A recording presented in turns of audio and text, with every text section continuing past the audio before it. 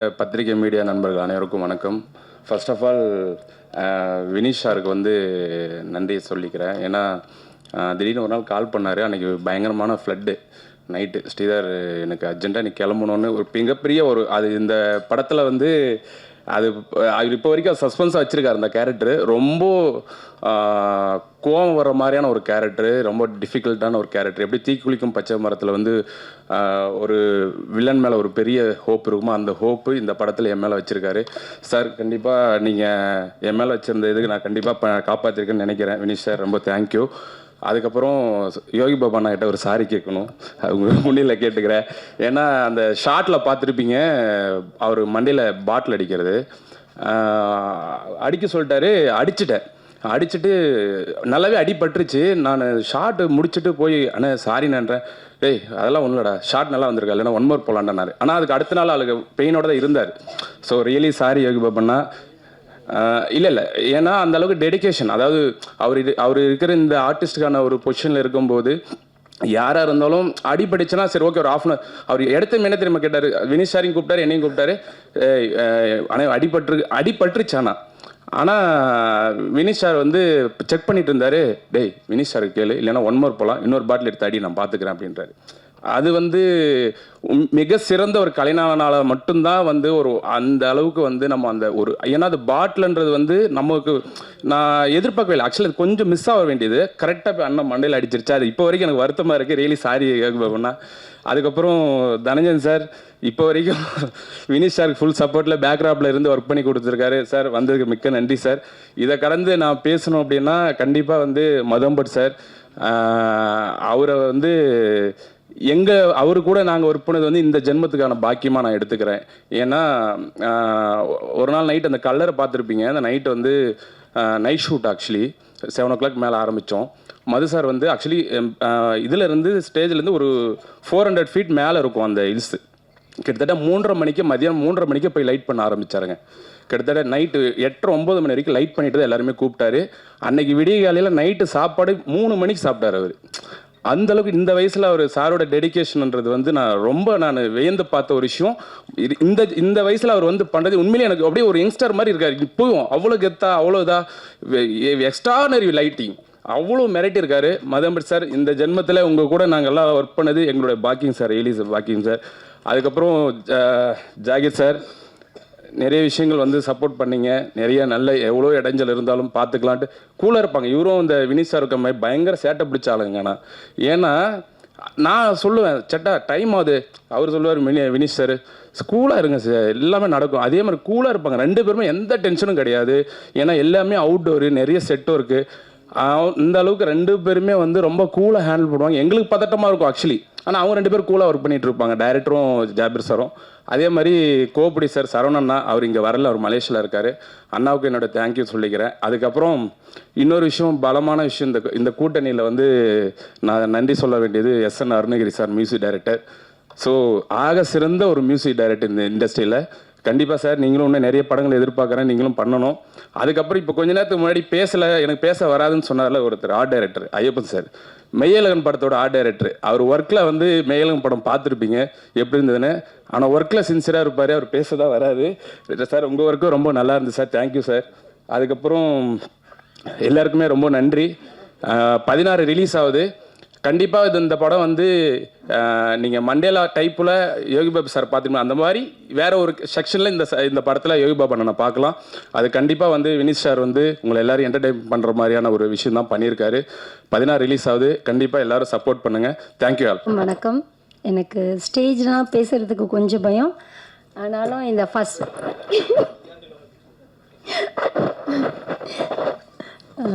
ஜோரா கைத்தட்டு இந்த படத்துக்கு கூப்பிட்ட வினிஷ் டைரக்டர் சாருக்கும் ரொம்ப தேங்க்ஸ். அதோட யோகி பாபு சாருக்கு நான் ரொம்ப ரொம்ப தேங்க்ஸ். எப்படி சொல்லிக்கணும்னு தெரியல. ஃபைட் பண்ணும்போது கூட சரி நான் ரியலாகவே அடிச்சிட்டேன், ஆனால் கூட அவர் பெருசாக அக்காக்கா பரவாயில்லக்கா அடிங்கக்கா அப்படின்ற மாதிரி தான்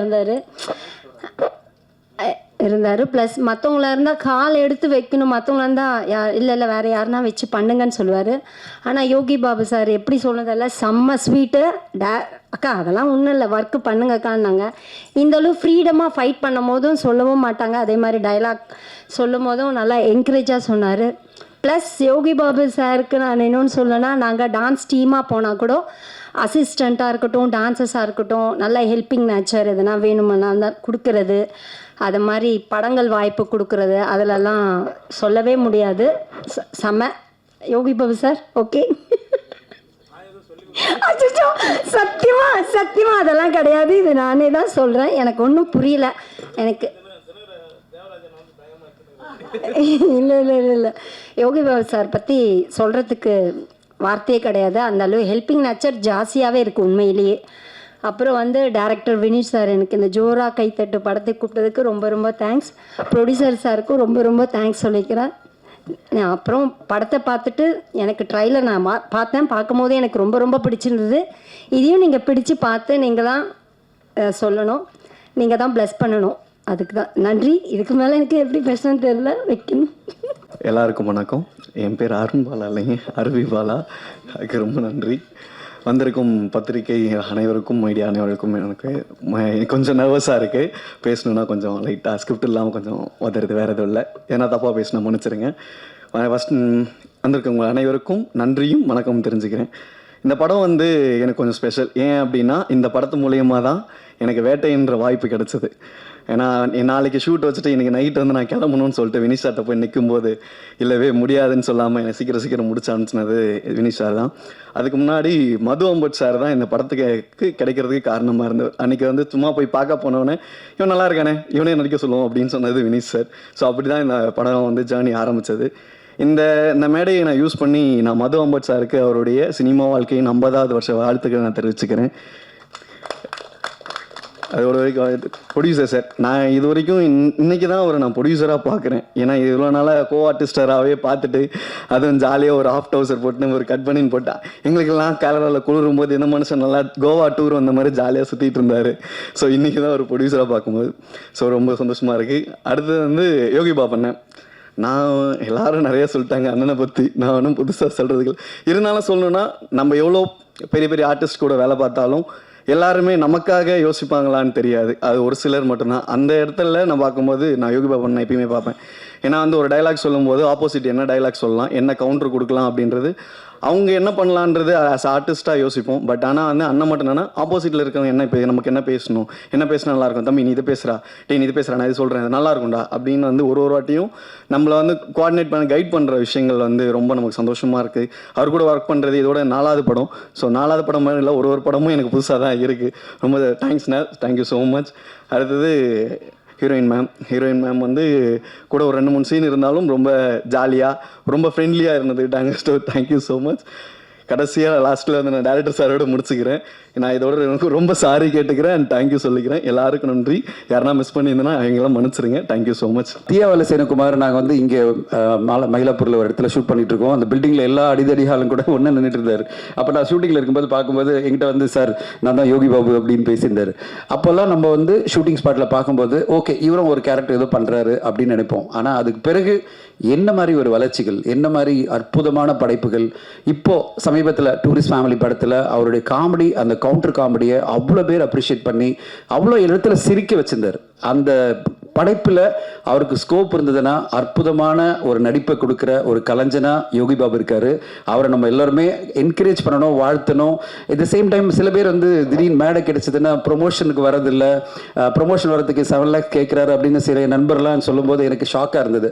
ஏன்னா அவரை நான் பல ப்ரொமோஷனில் பார்த்துருக்கேன். இப்போ இந்த ப்ரொமோஷனுக்கு அவங்க கூப்பிட்ட உடனே அவர் சொன்னது, நான் ஷூட்டிங் போனேன் சார், அதுக்கு முன்னாடி எனக்கு 1 மணி நேரம் நான் வந்துடுறேன் இந்த படத்துக்கு அப்படின்னு அவர் சொன்னார். ஸோ அதை வந்து என்கிட்ட டைரக்டர் சொல்லும்போது நான் அப்போ வந்து கேட்டேன், எதுக்கு இப்படியெல்லாம் பேசுகிறாங்க உங்களை பற்றி, எனக்கு தெரியவே இல்லை சார் அப்படின்னாரு. ஒரு விஷயம் என்னென்னா, ஒரு தயாரிப்பாளராக இருந்தாலும் சரி, யாராக இருந்தாலும் சரி, ஒரு படைப்பாளியோ இல்லை ஒரு நடிகரையோ குறை சொல்கிறதுக்கு முன்னாடி உண்மை என்ன நம்ம தெரிஞ்சுக்கிட்டு பேசினா நல்லாயிருக்கும். அந்த படத்தில் அவருடைய கேரக்டர் என்ன, எவ்வளோ முக்கியத்துவமான கேரக்டர். அவர் வந்து உண்மையிலேயே இந்த படத்தில் அவர் முக்கியமான ஒரு கேரக்டர் பண்ணியிருக்காரு. ஒரு 10-15 நாள் ஆக்ட் பண்ணியிருக்காருன்னா அவரை ப்ரொமோஷன் கூப்பிட்றதுலேயும் ஒரு லாஜிக் இருக்குது. அதை ப்ரொமோட் பண்ண வேண்டியதும் அந்த நடிகருடைய கடமையாக நான் பார்ப்பேன். இந்த படத்தில் அவர் தான் ஹீரோ, 25 நாள் 30 நாள் நடிச்சிருக்காரு. அப்போ ப்ரொமோஷன் வர்றதுன்றது அவருடைய கடமை, அது வந்திருக்காரு. அப்படி இல்லாமல் அவரை பல படங்களில் நான் பார்த்துருக்கேன். கேமியோ, நான் படங்கள் பார்த்துட்டு இருக்கிறதோடு சொல்கிறேன், அவர் படங்களை கேமியோவை கூப்பிடுவாங்க. திடீர்னு பார்த்தா ஒரு 2 சீனில் இருப்பார். திடீர்னு பார்த்தா ஒரு நாள் நடிச்சிருக்காருன்னு நினைக்கிறேன் அந்த படத்தில். அந்த படத்தினுடைய ப்ரொமோஷனுக்கெல்லாம் அவர் வந்து உட்காரணும்னு நினச்சிக்கிறது எந்த அளவு நியாயம்னு எனக்கு புரியல. ஸோ ப்ரொமோஷன் வரதில்லை யோகி பாபு அவர்கள், அவர் வந்து பாஸ் கேட்குறார் ப்ரொமோஷன் வர்றது அப்படின்னு சொல்லிட்டு ஒரு ராங்கான அலிகேஷன் பண்ணும்போது அவர் ப்ரொமோஷன் வரனால பயப்பட வச்சிருவாங்க போல இருக்கு. இப்படியெல்லாம் பேசக்கூடாதுன்றது என்னுடைய தாழ்மையான வேண்டுகோள். உண்மையை தெரிஞ்சுக்கிட்டு பேசுங்க. உண்மையிலே அவர் அந்த படத்தில் என்ன கேரக்டர் பண்ணியிருக்காரு, எத்தனை நாள் நடிச்சிருக்காரு, அவர் ப்ரொமோஷனுக்கு ப்ராப்பராக இன்வைட் பண்ணாங்களா, அதெல்லாம் இன்வைட் பண்ணி அவருடைய டேட் வாங்கினாங்களா? ஏன்னா ஒரு நடிகர் வந்து தொடர்ந்து படங்கள் பண்ணிட்டு இருக்கும்போது 10-15 படங்கள் பண்ணிட்டு இருக்கும்போது ஒரு டேட் முன்னாடியே வாங்கணும் ப்ரொமோஷனுக்கு. அந்த டேட்டை வாங்கின பிறகு அவர் வரலன்னா ஏன் வரலன்னு கேட்கறதுல எல்லா நியாயமும் இருக்குது. அது இல்லாமல் சகட்டு மேடிக்கு மேடை கிடைச்சதுன்னு சொல்லிட்டு ஒரு கலைஞனை எந்த விதத்திலும் பாதிக்கக்கூடாதுன்றது என்னுடைய தாழ்மையான வேண்டுகோள். ஊடக நண்பர்கள் எல்லோருமே அவருக்கு இந்த புரிதலோட அவருக்கு சப்போர்ட் பண்ண நான் எதிர்பார்க்குறேன். அவரோட அடுத்த படம் நான் பண்ணுறதுக்காக இதெல்லாம் நான் பேசலை, உண்மை பேசணும். எப்பவுமே ஒரு கலைஞரை ஹர்ட் பண்ணுற மாதிரி, அதாவது காயப்படுத்துகிற மாதிரி நம்ம வார்த்தைகளை சொல்லிட்டு அவர் ஏதோ எல்லா படங்களுக்கும் ஏதோ துரோகம் பண்ணுற மாதிரி, ஏதோ ப்ரொமோட் பண்ணாமல் எல்லா படங்களும் இது பண்ணுற மாதிரிலாம் பேசுறது என்னை பொறுத்தவரைக்கும் ஏற்றுக்கவே முடியாது. நான் அவர்கிட்ட வந்து காற்றின் மொழி ஒரு படத்தில் வந்து திடீர்னு ஒரு டிஸ்கஷன் போது சொன்னாங்க, சார் அவர் ஒரு கேமியோ பண்ண சொல்லலாம் அப்படின்னும் போது நான் ஃபோன் பண்ணி சொன்ன உடனே சொன்னார், சார் எப்போ சார் வந்துடுறேன் சார், ஷூட்டிங் ஈவினிங் வச்சுக்கலாமா சார், வந்து ஆஃப் டே இல்லை ஃபுல் டே இருந்து என் கூட ஷூட்டிங் பண்ணி முடிச்சு போயிட்டு மறுநாளே வந்து டப்பிங் பண்ணி கொடுத்துட்டு அப்படியே போயிட்டார். ஸோ நம்ம கூப்பிட்டா போகிறோம், நம்ம கரெக்டான கேரக்டராக அது இருந்தாலே போகிறோம். அப்போ அந்த படத்தினுடைய ப்ரொமோஷனாக யோகி பாபு சார் வாங்கன்னு கேட்குறது நியாயமே கிடையாது. ஏன்னா அது ஆஃப் டே 1 டே வந்துட்டு போனார், ஒரு 2 சீன் வந்துட்டு போனார்ன்றதுக்காக நீங்கள் ப்ரொமோஷனில் வந்து காட்டுச்சு பண்ணுங்கன்றது எந்த வகையில் நியாயம்? அந்த மாதிரி நம்ம படைப்பில் எந்த அளவு அவருடைய இன்வால்மெண்ட் இருக்கோ அதுபடி அவருடைய டேட்டை கேட்குறதும் ப்ரொமோஷனில் பார்ட்டிசிபேட் பண்ண சொல்கிறதும் நியாயமான விஷயமா இருக்கும். நம்ம ஊடகங்கள் எல்லோருமே அவருக்கு அந்த வகையில் புரிதலோட சப்போர்ட்டாக இருக்கணுன்றது என்னுடைய கோரிக்கை. இந்த படம் 16ஆம் தேதி வருது. அண்ட் 16ஆம் தேதி ஒரு ஆச்சரியமான விஷயம் என்னென்னா, 3 கலைஞர்களும் காமெடிலாம் இருந்து இன்னைக்கு அவங்க ஹீரோ நடிக்கிற படங்கள் வருது. ஒன்று வந்து சந்தானம் சாரனுடைய டிடி நெக்ஸ்ட் லெவல் அப்படின்ற படம், இன்னொன்று வந்து சூரிய சாரனுடைய படம் மாமன் வருது. அட் த சேம் டைம் நம்முடைய யோகி பாபா சாரனுடைய படம் காமெடியனாக இருந்து அவர் ஒரு மெயின் ப்ரொடகனிஸ்டாக இருக்கிற ஜோரா கைத்தட்டு படமும் வருது. 3 காமெடியன்களுடைய படம் ஹீரோவா, காமெடியன் சொல்லாமல் 3 காமெடியன் ப்ரொடகனிஸ்டாக நடிக்கிற படம் 3 படங்கள் வருது இந்த 16ஆம் தேதி. கண்டிப்பாக தமிழ் சினிமா ஆடியன்ஸ்க்கு ஒரு மிகப்பெரிய என்டர்டெயின்மெண்ட் காத்திருக்குன்னு நினைக்கிறேன். 3 படமும் சிறப்பாக வெற்றி எடுன்னு எதிர்பார்க்குறேன். ஒரு விஷயம் மட்டும் சொல்கிறேன், ஒருத்தர் சொன்னார், எடிட்டர் சொன்னார், 6-7 பேர் வந்தாங்க, 6-7 பேர் வந்து எல்லாமே யோகி பாபு சாருக்கு வந்து நாங்கள் டேட் வாங்க போகிறோம், நாங்கள் படம் பண்ண போகிறோம். யோகி பாபு சார் ஒன்று சொல்கிறேன், எங்கிட்ட வந்து தமிழ் ஃபிலிம் ஆக்டிவ் ப்ரொடியூசர் அசோசியேஷனில் டீட்டெயில்ஸ் அனுப்புவாங்க யாரெல்லாம் நடிக்கிறாங்கன்னு. பல ப்ரொப்போஸில் பார்த்தா யோகி பாபு ஹீரோன்னு போட்டிருக்கோம். நான் வந்து கேட்பேன், டேட் வாங்கிட்டீங்களா அப்படின்னு சொல்லிட்டு. ஸோ அந்தளவு உங்களுக்காகவே பல கதைகள் உருவாகிட்டு வருது. பல இயக்குநர்கள் உங்களை நம்பி உங்கள் மூலமாக லான்ச் ஆகி அவங்களுக்கு ஒரு கரியர் கிடைக்காதான்னு நம்ம காத்துட்ருக்காங்க. இந்த மாதிரி நிறைய படைப்புகள் வரணும். At the same time hero நடிக்கும்போது கொஞ்சம் கம்மியாக சம்பளம் வாங்கிக்கணும்னு கேட்டுக்கிறேன். நீங்கள் காமெடியாக பண்ணும்போது பர் டேக்கெல்லாம் கொஞ்சம் எக்ஸ்ட்ரா வாங்கிக்கிங்க, ஒன்றும் ப்ராப்ளம் இல்லை. உங்களை நம்பி ஹீரோவாக ஒரு படம் நாங்கள் பண்ணோம்னா எந்த ப்ரொடியூசர் பண்ணாலும் சார் கன்செஷன் சார் அப்படின்னு சொல்லுங்கள். என்கிட்ட எஜ்ஜே சூர்யா சார் உதவி சொல்லியிருக்காரு, அதை உங்களுக்கு நான் சொல்லிடுறேன். எஜ்ஜே சூர்யா சார் என்ன சார், நான் உதவி போய் பேசும்போது, சார் வில்லனாக நடிக்கணும் கூப்பிட்டீங்கன்னா எனக்கு இந்த சம்பளம் கொடுக்கணும், நான் ஹீரோன்னு சொல்லுங்கள், நீங்கள் சொல்கிற சம்பளத்தை எடுத்துக்கிறேன்னாரு. சரியா சார், ஏற்றுக்கிறீங்களா சார்? இங்கே இருக்கிற இந்த இது மூலமாக எல்லாரும் சொல்கிறேன், கிளியர் கட்டாக அவர் சொல்கிறாரு, யோகி பாபு சார் என்ன அனௌன்ஸ் பண்ணியிருக்காருன்னா, என்னை ஹீரோவாக படத்தில் வச்சிங்கன்னா நீங்கள் ஃபிக்ஸ் பண்ணுற சம்பளத்தை நான் நடிக்கிறேன் சொல்லியிருக்காரு.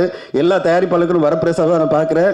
அவருக்கான கதைகள் பலது இருக்குது. பல டைரக்டர்கிட்ட அந்த படங்கள் எல்லாம் யோகி பாபு சார் ஹீரோவாக நடித்து தமிழ் சினிமாவுக்கு பல வெற்றி படங்களை கொண்டு வரணும்னு கேட்டுக்கிறேன். யோகி பாபு சார் என்றைக்கும் உங்கள் முருகன் உங்கள் கூடவே இருப்பார், பல வெற்றிகளை கொடுப்பாரு.